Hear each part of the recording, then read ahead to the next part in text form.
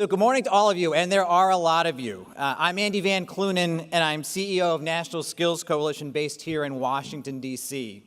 And on behalf of our partner organization for this event, New America, and all the national organizations and foundations who invested so much time and resource in bringing us all together, I want to welcome all of you to Apprenticeship Forward. As you know, state governments have been on the front lines of this apprenticeship renaissance. Many of them are represented here today, and the federal government has noticed as well. In fact, through both executive action and bipartisan congressional support, the federal government has invested over $260 million in apprenticeship expansion over the past couple years.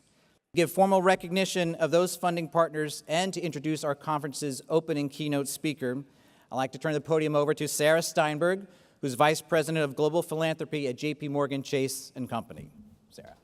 Fortunately, as you can see from the packed room today, JP Chase is not alone in believing in the promise of apprenticeship.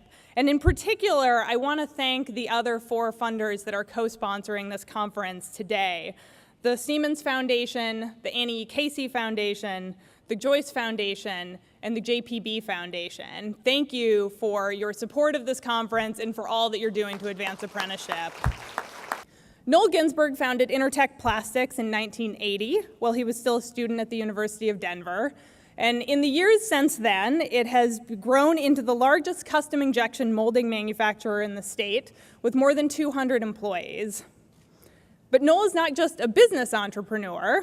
And last year, he founded CAREERWISE Colorado, an innovative new statewide apprenticeship system that connects high school students to employers, putting young people on the path to good jobs and strengthening Colorado's economy.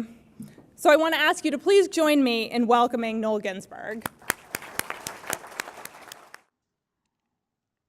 It's important to remember, in this country, when we tell what to all of our kids to be successful, you have to have a 4-year degree. We're essentially telling 2/3 of our population that do not have a 4-year degree that in some way they're less. And what I would tell you about apprenticeships is it should have equal dignity to any degree, because it does. Some of the smartest people I work with are working in my manufacturing plant, and they don't have a 4-year degree, but they think in 3 dimensions, 5 dimensions. They're just incredible. They build automation systems. They build molds, highly precise work. It should have equal dignity, and I think that's part of the rebranding of apprenticeships in this country, is we have to remember that it is as valued. What I'll close with is a story about my first trip to Switzerland and the instructor that was teaching us. So she was the Secretary of Labor and Education for Switzerland for 20 years. She reformed and built the system that they have today. And it was clear to me on the 3rd day that what she was doing was amazing. And so I raised my hand in class. And I asked Ursula, I said, Ursula, why really do you do this?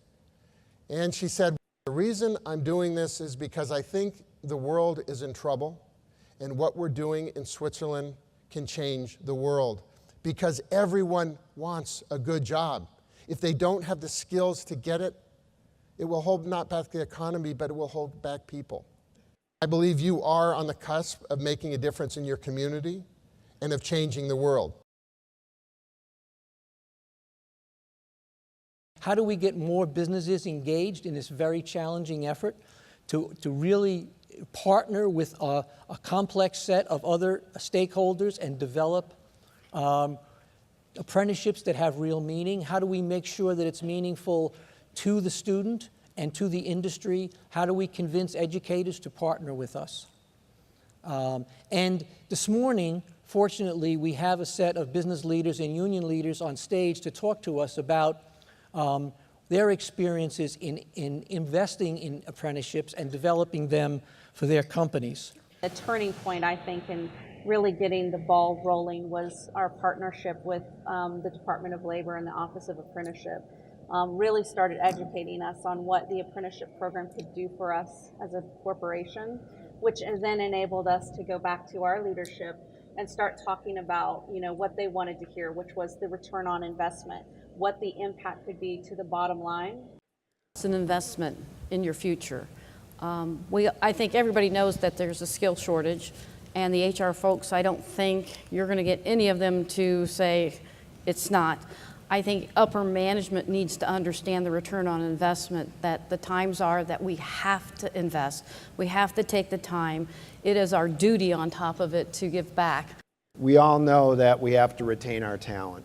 And if most financial services or whatever industry look at their first year retention, it's usually not very good.